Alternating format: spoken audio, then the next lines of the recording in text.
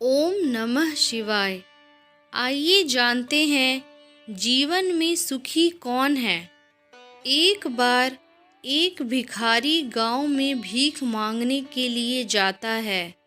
भिखारी मांगते मांगते एक किसान के दरवाजे पर पहुंचता है।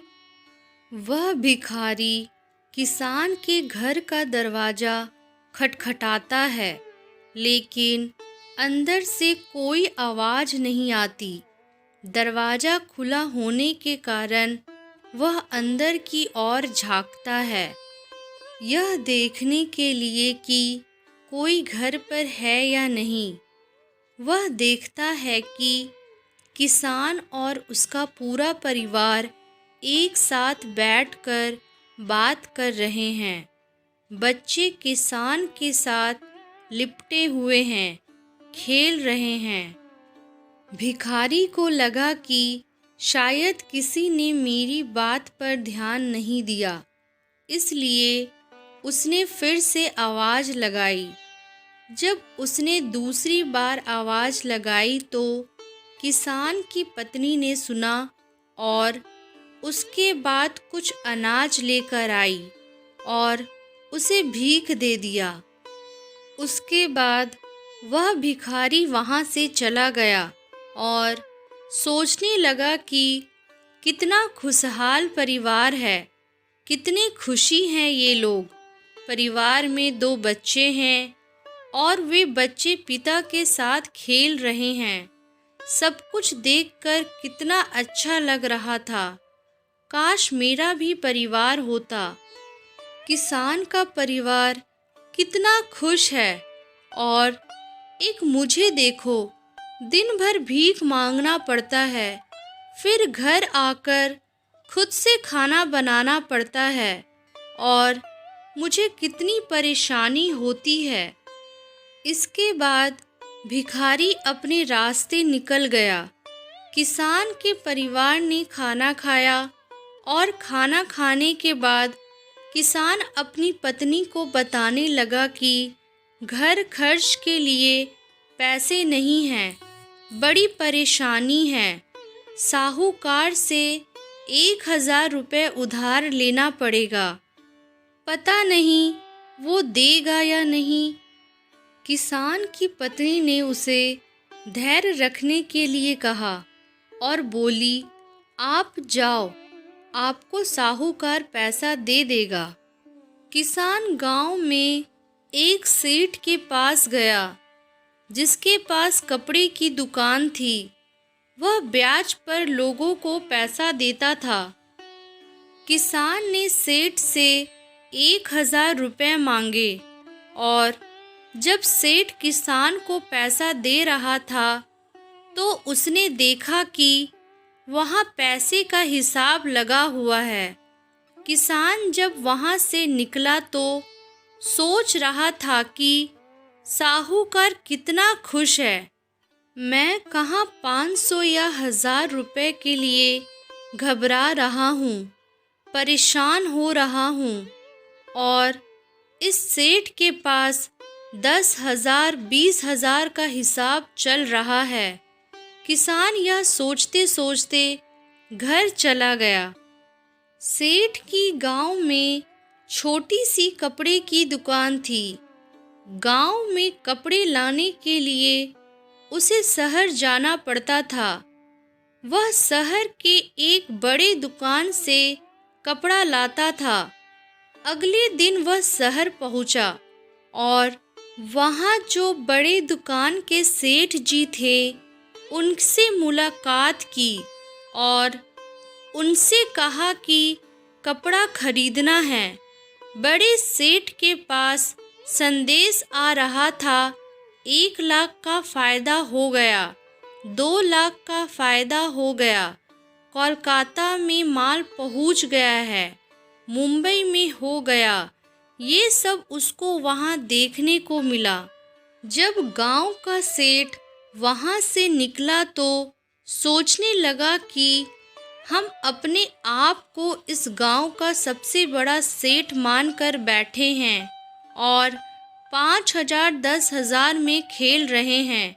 यहाँ लाखों का फायदा हो रहा है। यह सोचते सोचते सेठ कपड़े लेकर अपने गांव के लिए रवाना हो गया।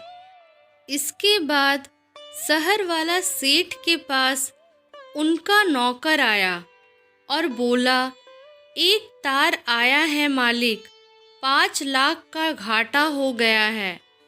सेठ जी का दिमाग ठनक गया। तभी दूसरा नौकर आया और बोला, आज आपको दावत में जाना है। अपने जो राय बहादुर साहब है उनके यहाँ दावत है। लाट साहब आने वाले हैं, आप तैयार हो जाइए, हमने मोटरसाइकिल लगा दी है।